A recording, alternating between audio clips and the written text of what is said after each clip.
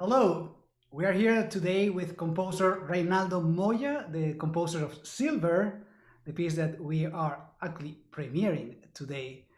Reynaldo, welcome virtually to Oberlin. Oh, thank you so much. It's a pleasure to be here with you all. And the only thing I wish is that I could greet you in person, but this is a good substitute for that, I think. Of course, Reynaldo, tell us about Silver.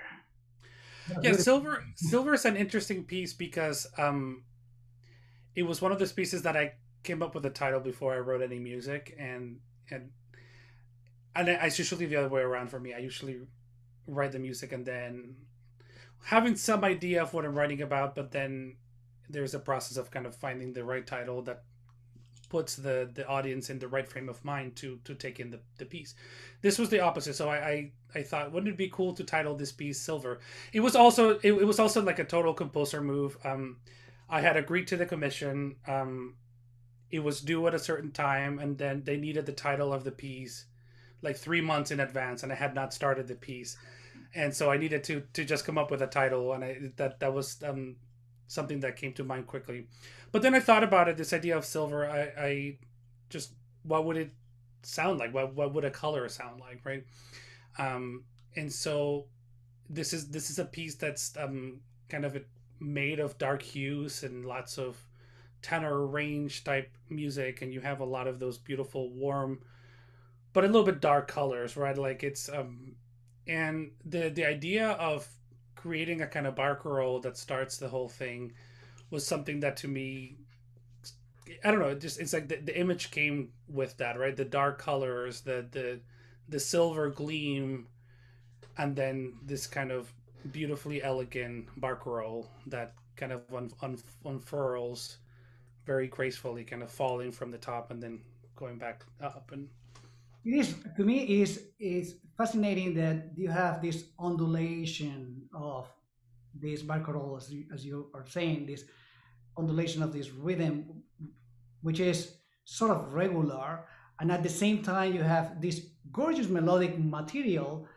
that is not quite regular. So it just creates something that is dreamlike. Is more it's not concrete.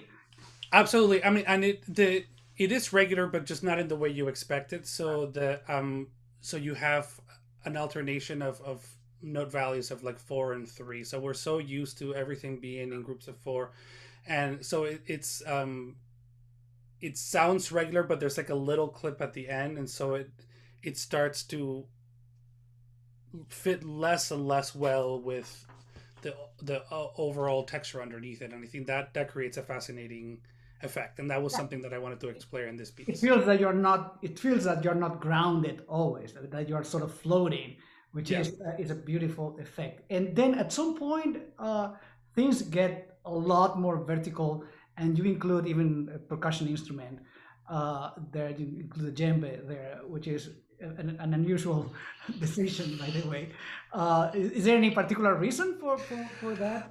um no, I wish I could tell you that I had a really elaborate plan for the djembe. No, that's I just kind of went, and there's this idea that this back roll is going, and then I love this image of like you're walking through a hallway and you go into a room, and there's a music going on there, and that music has been going on for a long time, and then you leave that room and then you go to a different room, and a different kind of music has been going on forever, and you're just privy to that music. And so there's a little bit of that happens in this piece, right? And I think I even write it into as one of the instructions in the violin parts, like as you first like walk into the wrong room a little bit and then you come back out. um, so I wanted to, I guess, explore the different ways in which you could play with those textures and play with that kind of rhythmic interplay that we were talking about in the beginning, right? So that where you have something that's regular and something that is irregular.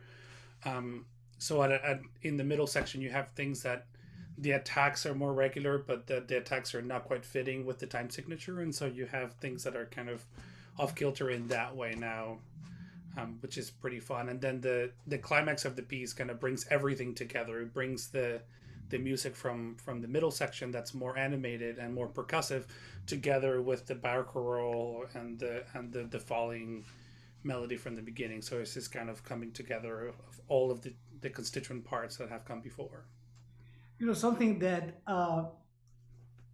to me, every time I hear people saying, "Oh, it's I'm looking I'm trying to recall a melody from a piece." So very often you hear people judging a piece by the amount of things that sticking to their heads, and it was interesting to hear the students in view of the rehearsals leaving the rehearsal just humming the melodies or one of the melodies from this piece, which is very catchy. And I found that very interesting because several of them in different moments just walked by and they were humming the melody, which I hope the audience will do the same after listening to your beautiful Silver.